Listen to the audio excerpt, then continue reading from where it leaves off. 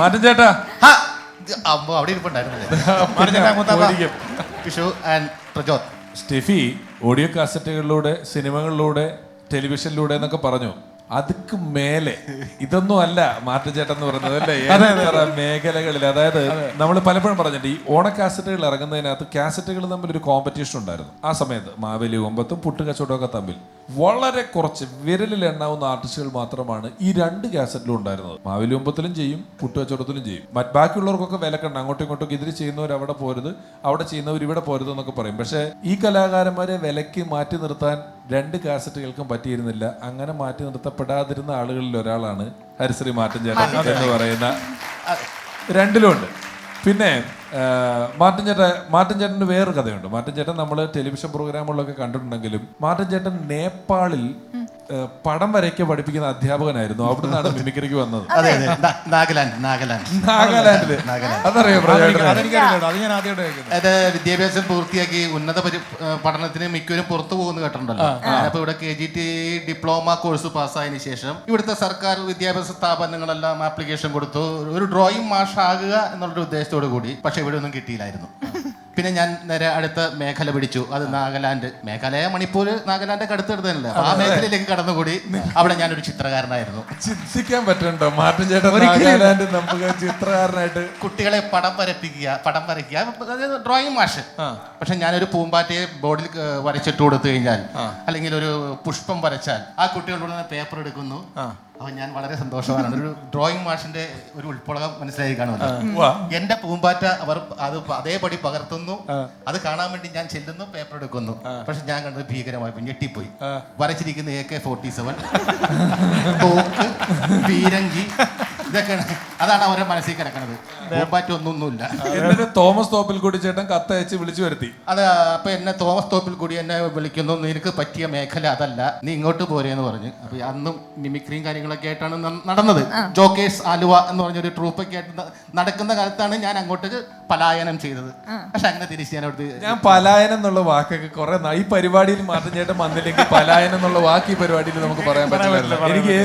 ഞാൻ മാറ്റൻ ചേട്ടനെ ആദ്യമായിട്ട് കണ്ടത് ഞങ്ങളുടെ നാട്ടിൽ നാദൃഷിക്കയുടെ ഗാനമേളയോടൊപ്പം മിമിക്രിക്ക് ഇവരൊക്കെ വന്നപ്പോഴാണ്. ഞാൻ വലിയ ആരാധനയാണ്. കാസറ്റിലൊക്കെ കേട്ടിട്ട് എനിക്ക് ഇവരെയൊക്കെ പരിചയപ്പെടണം, കാണണം എന്നുള്ള ആഗ്രഹമാണ്. അപ്പോൾ ഒരിടത്ത് ചെന്നപ്പം ഇവരെല്ലാം ഒരു സ്ഥലത്ത് കുറേ ആർട്ടിസ്റ്റുകൾ വർത്താനം പറഞ്ഞ് നിൽക്കുന്നു. മാറ്റൻ ചേട്ടൻ മാത്രം അല്പം ദൂരം ഒരു പാർക്കുണ്ട്. വെള്ളൂർ പേപ്പർ കമ്പനിയുടെ മോളിലായിട്ടൊരു പാർക്കുണ്ട്. ആ പാർക്കിൽ ഞാൻ ഇവിടുന്നത് എനിക്ക് കാണിക്കാൻ പറ്റില്ല, ഞാൻ അവിടെ വന്ന് കാണിക്കും. അതായത് അവിടെ ആ പാർക്കിൽ ഞാൻ ദൂരെ നോക്കുമ്പോൾ കാണുന്നത് മാറ്റൻ ചേട്ടൻ ഇങ്ങനെ ഒരു ഡാൻസ് പ്രാക്ടീസ്. അപ്പൊ ഞാൻ അടുത്ത് ഡാൻസ് പ്രാക്ടീസ് ചെയ്യായിരിക്കും, അല്ലെങ്കിൽ അദ്ദേഹം എക്സർസൈസ് ചെയ്യായിരിക്കും ഓർത്ത് ഞാൻ കുറച്ചുകൂടെ അടുത്തേക്ക് വന്നു. ഇരുട്ടത്ത് ഞാൻ നോക്കുമ്പോൾ കണ്ടതെന്ന് വെച്ചാൽ ആ പാർക്കില് ഒരു വെള്ളം ചീറ്റുന്ന സാധനം ഉണ്ട് നിലത്ത്. അതിങ്ങനെ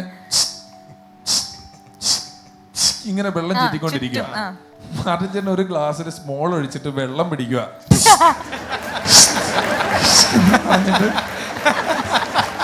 ഇതില് ആഹാരം വെള്ളം കിട്ടാൻ നേരെ വഴിയില്ല. എന്നിട്ട് അല്ല, അത് പോകുമെന്ന് അറിയാൻ വേണ്ടി ഇതിനെ പിടിക്കാൻ പറ്റുമോ എന്ന് അറിയാൻ പരീക്ഷ. മാറ്റൻ ചേട്ടന്റെ ഒരുപാട് തമാശകളുണ്ട്. നല്ലൊരു വ്യക്തിയാണ്. ഒരു കാര്യം കൂടെ പറയാം വിഷാരടി. നമ്മുടെ ഡെസ്മാഷ് ഒക്കെ ഭയങ്കരമായിട്ട് ഹിറ്റായ സമയത്ത്, ടിക്ടോക്ക് എന്ന് പറയുന്ന സാധനം ഹിറ്റായ സമയത്ത് പോലും ഈ മാറ്റൻ ചേട്ടനൊക്കെ ചെയ്ത സ്കിറ്റുകളാണ് അതിനകത്ത് ഈ പലരും ഡെസ്മാഷ് ചെയ്തിരിക്കുന്നത്, അല്ലേ? അതൊക്കെ ഒരുപാട് ഹിറ്റായി വൈറലായിരിക്കുന്ന സാധനങ്ങളൊക്കെ ഈ കണക്കുമാഷിന്റെ ഇന്റർവ്യൂ ഒക്കെ ദിലീപേട്ടനും എനിക്ക് അതിലൊരു സാധനമുണ്ട്. അതിനകത്ത് അന്ന് ഈ ഡെസ്മാഷിലൊക്കെ ഏറ്റവും പോപ്പുലർ ആയിട്ടുള്ള ഒരു എന്തോ ഫു ഫു ഫു ഊതുന്നൊരു സാധനം ഉണ്ടായിരുന്നല്ലോ. അതായിരുന്നു മാറ്റൻ ചേട്ടന്റെ ഒരു മറിയം വന്ന് വിളക്കൂതി, അതല്ലേ? അതൊന്നു അത് അത്തലപുത്ര തവളാക്കി ചുക്കുമറിക്കണ ചൂളാപ്പ മറിയം വന്ന് വിളക്കൂതി.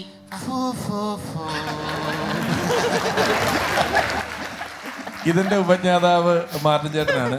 മാറ്റൻ ചേട്ടൻ എത്ര വർഷമായി മാറ്റൻ ചേട്ടാ ഈ മേഖലയില്?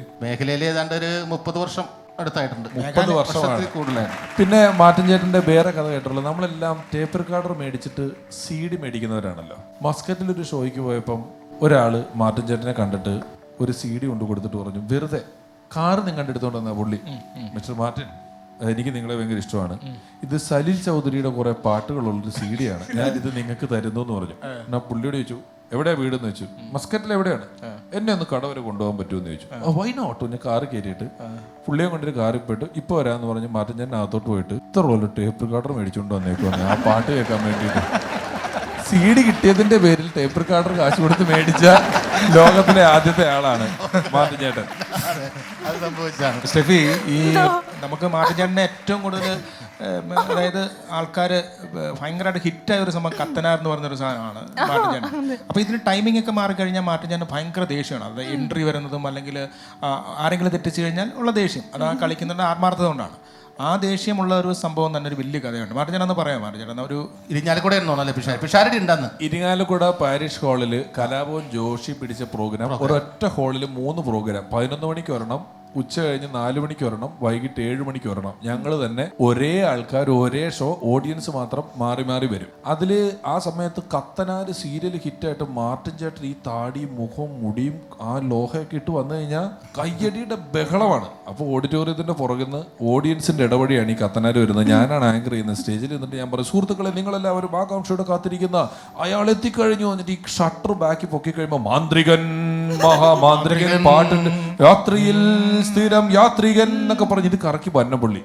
CD വന്നില്ല, CD വീണില്ല, ഒച്ചയില്ല. ഞാൻ ഇത് മാനേജ് ചെയ്യാൻ വള്ളം കളിക്ക് അനൗൺസ് ചെയ്യുന്ന പോലെ അനൗൺസ് ചെയ്യും.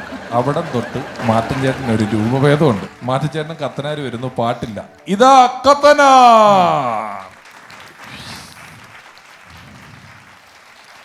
സുഹൃത്തുക്കളെ, പ്രേക്ഷകരെ, നിങ്ങളുടെ ആകാംക്ഷയിലേക്ക് കടിച്ചുകൊണ്ട് ഇതാ കത്തനാർ എത്തിക്കൊണ്ടിരിക്കുകയാണ്. നിങ്ങൾക്ക് എല്ലാവർക്കും സംഭവം കൊടുത്തുകൊണ്ട് എന്നെ സ്റ്റേജിൽ നിന്ന് നിർത്താൻ പറഞ്ഞിട്ട് കത്തനാര് പതുക്കെ വടി കഷത്തി വെച്ചിട്ട് കത്തനാര് മാറി. അത് ഹരിശ്രീ മാർട്ടിനായി. ആ ഫ്രണ്ടിലെ സൗണ്ട് ഓപ്പറേറ്റർ CD പ്ലെയറിൽ ഇനി ഞെക്കാൻ ഒരു സ്വിച്ചും ബാക്കിയില്ല. അത്ര ഞെക്കിക്കൊണ്ടിരിക്കുമ്പോൾ അയാളുടെ അടുത്ത് നിന്നിട്ട് ആ വിഗ്ഗൂരി വിഗ്ഗൂരി മിക്സറിലോട്ട് ഒരു അടി അടിച്ചിട്ട് അയാളെ ഒന്ന് സാഷ്ടാംഗം നമിച്ചിട്ട് കത്തനാരാവഴി അങ്ങ് പോയി. മാർട്ടിൻ ചേട്ടൻ നല്ലൊരു ഗായകൻ കൂടെയാണ്. നമുക്ക് വേണ്ടി ഏതെങ്കിലും ഒരു പാരഡി പാട്ടിന്റെ ഹിറ്റായ മാർട്ടിൻ ചേട്ടൻ പാടിയ ഹിറ്റ് പാട്ടിന്റെ ഏതിൻ്റെയും ഒരു 4 വരി പാടിയ ഗംഭീരാവും. കണ്ടം വച്ചൊരു നോട്ടാണ് ഇത്, പണ്ടേ കിട്ടിയ നോട്ടാണ്. 5ന്റെ 10ന്റെ നോട്ടാണ്, ഈ നോട്ടിൽ മുഴുവൻ കോട്ടേണ്. കണ്ടം വച്ചൊരു നോട്ടാണ്, 5ന്റെ 10ന്റെ നോട്ടാണ്. ഓട്ട് മുഴുക്കെ ഓട്ടേണ്, ഈ ഓട്ടിൽ മുഴുവൻ ഓട്ടേണ്.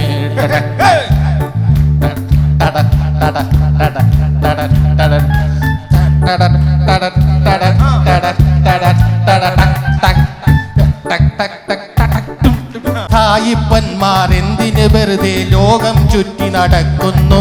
നമ്മുടെ നോട്ടിൻ്റെ കൂടി ലോകം മുഴുവൻ കാണാല.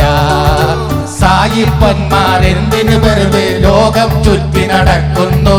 നമ്മുടെ നോട്ടിൻ്റെ കൂടി ലോകം മുഴുവൻ കാണാല. 5ന്റെ 10ന്റെ നോട്ടാണ് ഇത്, 5ന്റെ 10ന്റെ നോട്ടാണ്. ഒട്ടൊക്കെ കോട്ടയാണ്, ഈ നോട്ടിൽ സെല്ലോട്ടേ പാട്. അടിപൊളി. അതായത് താങ്ക് യു.